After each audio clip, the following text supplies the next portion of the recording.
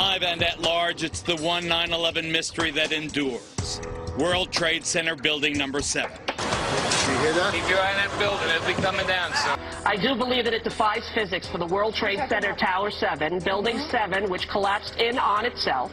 It is impossible for a building to fall the way it fell without explosives being involved. And if explosives were involved, that would mean that the most obnoxious protesters in recent years are right. If you hear this shouting, it's a group of demonstrators who've come. 9/11 was an inside job. Oh, get a life. Get a life. 9/11 was an inside job. Welcome to the show, everybody. I'm Geraldo Rivera, and that noisy demonstration was more than 2 years ago. But the folks behind that TV ad you saw earlier are not so easy to dismiss as those demonstrators were. And what caught my eye is their claim that more than 1,300 architects and engineers examined the evidence about Building 7's collapse and disagree with the official report issued by the National Institute of Standards and Technology. But up front tonight, Building 7 was no ordinary building. Among other key tenants, including several intelligence and law enforcement agencies, it also housed New York City's Emergency Operations Center, known as Mayor Giuliani's bunker. Here to tell us what they know about its collapse and why they question the official conclusions are Bob McIlvaine, whose son died in the World Trade Center, and Tony Zambati, a mechanical engineer. Nice to see you guys. Welcome. Thank you, welcome. Geraldo. Nice to meet you, Geraldo. Our condolences, obviously, for your loss. But, Tony, let me start with you. You're an engineer. Are you suggesting that the official account that Building 7 collapsed because of the fire melting the steel or in some other ways, destroying the integrity, the structural integrity of the building, that's false? You think that that's false? Yes, I do. And for a couple reasons. One is that Building 7 came down. It went into a sudden collapse across the full width and length of the building for 2.25 seconds, which amounted to 105 feet, or 8 stories, 8 13-foot tall stories. It was in full free-fall acceleration. That is impossible because in a natural collapse, columns would have to buckle. When columns buckle, there is a minimum resistance. It's asymptotic, if you know what that means. That means it never goes to 0. So it's impossible. You can't reach. So here's what, I guess in layman's terms, to just get my hands here, Peter. So what he's saying is that the top floor collapses, hits the next floor, hits the next floor, hits the next floor. So it's bang, bang, bang, bang. The weight of the upper floors. It would slow down. What I'm trying to say is it was in full free-fall acceleration. All of its potential energy was being converted to motion. Instead of what I just described, the thing just collapsed like a pancake. It just came down. And so what are you suggesting brought it down, Tony? I'm suggesting there was some form of demolition devices in that building for 8 stories or more. You think that the explosives brought down Building 7? Some form of demolition device. I'm not pretending to know what it is. I am saying that it was in free-fall acceleration. All right, let me ask you this. The NAST admitted to that. Okay, let me ask you this before I get to Dad, before I get to Bob here. We've all seen old, obsolete buildings and public housing in other places outlive their usefulness, being demolished by the professionals who can actually collapse a building right in its own footprint. That's what it looks like happened to Building 7. Do you believe that's what happened? Yes, I do believe that's what happened. And why do you think they're lying about it? I don't really know all the details of what they're lying about. I can't read their minds. All I can say is, scientifically, it's impossible for fire to have done what we see. And Bob, these 1,300 engineers and architects who agree with you and some of the other relatives' families. I know you found your son just a couple of days after the disaster. He was outside. I don't want to get into the details of how you believe he died, but these architects and engineers, do they support your contention? Do you believe that it was an inside job, that 9/11 was an inside job? All right, Geraldo,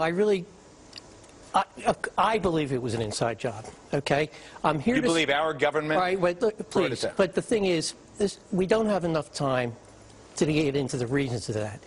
We set up this Building What campaign. We saw the... Building What? .org. BuildingWhat.org. The reason we have that is because Judge Lehner, when we had a petition to have a new investigation in New York City about Building 7. And when the lawyers... And you're asking the New York City Council. I don't want to interrupt also to reopen. So I know we don't have the time, but anyway, he said, building what? Because no one has any idea about Building 7. So because I believe in, I've talked to so many firemen, so many EMS workers, policemen, who talk about the explosions. And I know you don't want to get into my son's, but I feel my son died from an explosion. I went to all the 9/11 Commission hearings. I've been researching this for 9 years. So what do you want? Let's get to the bottom line before we're out of time. I want truth. I've been lied to. I mean, it's beyond a reasonable doubt that the 9/11 Commission did not tell this story. 9/11 Commission barely mentioned Building 7, if at all. Right. Okay, what forum do you want the investigation in? Well, the forum, what we want it is in New York City right now, because New York City, we feel, has an obligation to investigate 9/11. So before we're out of time completely, Bob, do you want specifically the New York City Council to open its own investigation of the Building 7 collapse? Absolutely. And that would satisfy you if they did that? Well, I'm not done. I'm still a parent. I'm a parent who has an obligation to find out why my son was murdered. As far as this show and New York City, I want the investigation. That will not be sufficient enough. Your wound. I get it. And I'm going beyond that. But it's the beginning. Of course it's the beginning, but that's why I support this Building What campaign. Bob McIlvaine, we thank you. Tony Zambati, thank you very much. It is an intriguing topic. I certainly am much more open-minded about it than I was, and it is because of the involvement of the 9/11 families and all these engineers and architects. Clearly, they know more than I do. Thanks, gentlemen. Thank you. No warning signs that I'm aware of. And it was a revelation that the White House had no intention of making public. President Bush was told in August that Osama bin Laden might be planning an attack involving the hijacking. Could have predicted. Nobody in our government, at least. August 6th PDP. I believe the title was Bin Laden determined to attack inside the United States. 70% of family members' questions were never answered during the 9/11 Commission report. Lee Hamilton and Thomas Keane said they were set up to fail. I mean, I'm a member of the commission. It's a scam. It's absolutely disgusting. The questions, Mr. President. The questions. Building 7 ablaze at the moment and apparently getting ready to collapse. Building 7, free-fall collapse. Well, no, there's number 7 coming down. The excitement and the fun that people get watching an old building being demolished, and they wired very carefully for days, and it's a very careful operation. Third time today. It's reminiscent of those pictures we've all seen too much on television before, when a building was deliberately destroyed by well-placed dynamite to knock it down. The smartest thing to do is pull it. And they made that decision to pull, and then we watched the building collapse. Jane, what more can you tell us about the Salomon Brothers building and its collapse? Well, only really what you already know. Details are very, very sketchy. We are getting information now that one of the other buildings, Building 7 in the World Trade Center complex, is on fire and has either collapsed or is collapsing. The Pentagon. Vanishing airplane. From my close-up inspection, there's no evidence of a plane having crashed anywhere near the Pentagon. The only site is the actual site of the building that's crashed in, and as I said, the only pieces left that you can see are small enough that you could pick up in your hand.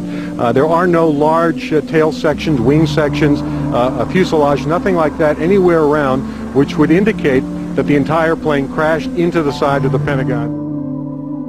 Firefighters and police describing explosions. A lot of them. The secondary explosion. We've got numerous people covered with dust from the secondary explosion. Just floor by floor instead of popping out. It was like, if they had detonated. Yeah, detonated. If they were planned to take down a building. Boom, boom, boom, boom, boom, boom, boom. Looks sort of like the building just demolished. Even if there was no secondary explosives in the building. Kind of like gunfire. You know, bang, bang, bang, bang, bang. And then all of a sudden, 3 big explosions. Do you know if it was an explosion or if it was a building collapse? To me, it sounded like an explosion. Chief Albert Turry told me that he tried to get his men out as quickly as he could, but he said that there was another explosion which took place, and then an hour after, there was another explosion in one of the towers here. Sibel Edmonds, FBI translator, breaking her gag order. All our intimate relationship with Bin Laden and Taliban. We did carry very intimate relationship with these people all the way up to September 11. Bin Laden was spirited into this military hospital in Rawalpindi for kidney dialysis treatment. The military had him surrounded. They were saying that Osama bin Laden had to be watched carefully and looked after. NORAD standing down. Where were the planes? On now to one of the eeriest moments amid the carnage of 9/11. A mysterious plane was seen flying right over the president's residence. The E-4Bs over New York and Washington, otherwise known as the Doomsday Planes. It has never been officially explained. Cell phones working at impossible altitudes. Solicitor General Ted Olson receiving phone calls that the FBI says were never made. What happened during that call? This is the only information we have on these terrorists. She was able to call him twice. How she could pull that off, we don't know, but she did. These are the questions, Mr. President. These are the questions. They go on and on. Good afternoon, Mr. President. I come to you today representing the families of the victims of September 11th, as well as millions of my fellow Americans. Hopefully by now you've had a chance to read my letter to you, 20 Minutes with the President, and if not, at least had its contents brought to your attention. We have questions, Mr. President. Lots of questions. A lot of them are detailed in my letter, but trust me, there are hundreds of more questions. As my letter chronicles, sir, the 9/11 Commission itself says they were lied to, deceived, and essentially prevented from carrying out a real investigation. The people of the United States and the world demand the truth, sir.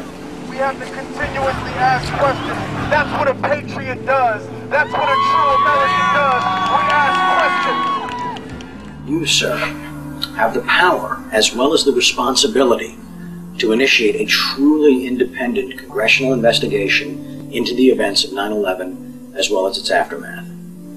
We want our country back, Mr. President. Therefore, I'm not just calling on you and your team. I'm calling on each and every American citizen to wake up, stand up, and demand the truth. We're counting on you, Mr. President. Be on the right side of history.